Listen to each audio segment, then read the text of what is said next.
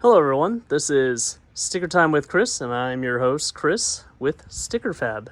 Alright, just kidding about that. But anyways, today we're going to be installing a fuse box label on the fuse box cover.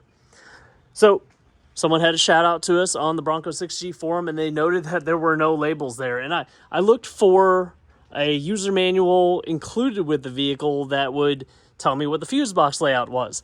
I actually wound up having to find it on Ford. It looks like there's only a quick start guide in one of my vehicles. I actually think there's only a quick start guide, period, unless it came somewhere else and not in the glove box. But let's take this off. If you flip it off, flip it up, we have the fuse box and cover, and that's bare. So that doesn't help me figure out what is under here at all.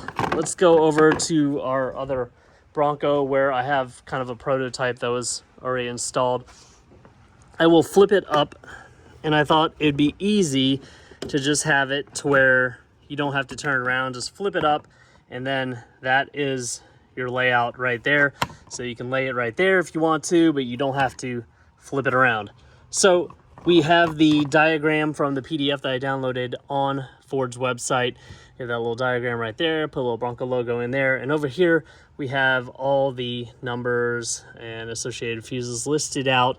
And I left 6 spots right here, so if you have the upfitter switches, you can write in what you have there. If you do change it, you can just white it out and write over it again, do whatever you want. But pretty simple stuff. Just makes things a little bit easier. Let's say you're off-roading, you really don't want to grab your phone, or you don't have good access, internet access out in the wild, and you can't figure out which fuse is which. Kind of nice to have this on the back side. So we'll go over an installation. I'm just going to do a dry installation. We're going to start on one side of the cover and then apply a sticker and move from left to right, just kind of flattening it out and getting out all the air from out from under it. I made it into 2 stickers so you don't have to deal with a huge sticker all at once. We'll just start here with the diagram and just kind of work our way this way, and then finish it off with the other one. I'll probably work that one right to left so we can butt it up against this edge right here. Let me go get that sticker and let's start that installation. So I just kind of cleaned this lid off with my shirt, nothing special. Ideally, you'd want this to be really clean. You can use alcohol wipe, clean that all up. But, this is not a hugely aesthetically pleasing sticker. You're not going to see it. It's going to be protected from UV because the lid is usually shut. I have my sticker right here. Yours will be a little bit smaller. We won't have these huge edges. It's easier to ship that way. Plus, if we do it in 2 stickers, it's even easier to ship. I'm going to start with this one over here. We're not over laminating this because it doesn't really need to be protected from UV, but I'm going to hold this up, kind of dig it in the corner here. Ooh, looks like a dead bug. Gonna align the corner. So you could do a wet installation, get that soapy water. So I got this corner down, and I'm gonna work my way inward. Hold it up, try to make sure all the bubbles go away. And by holding it up, you're giving a place for the air to move out to versus trapping it.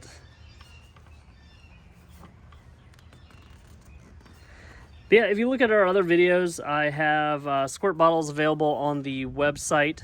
I always fill them up and then add a few drops of dish soap or hand soap if you don't have a dish soap. But this is a pretty easy install. I have a couple bubbles here, but it doesn't bother me that much because I'm just using this for informational purposes. That soapy water you could apply underneath the sticker and then just kind of push it out with your fingers or a squeegee from our website. And then Use a little heat to dry it out from under it. Not too much heat. I'm going to kind of fold this a little bit to make it a little bit more rigid.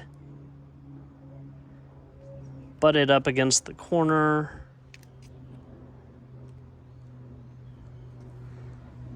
All right, so that's totally crooked. Let's pull that up. Try again. See, and this is why you might want to do a soapy water install, because then you could just put it down, slide it into position, and you're done. Whereas when you do this, it's going to stick as soon as it touches. Pull that up.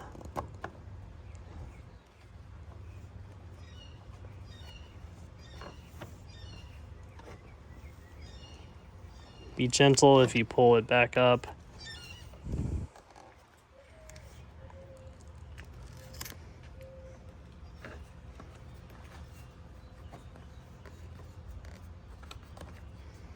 You can work your way from the center, push it up, push it down, push it over.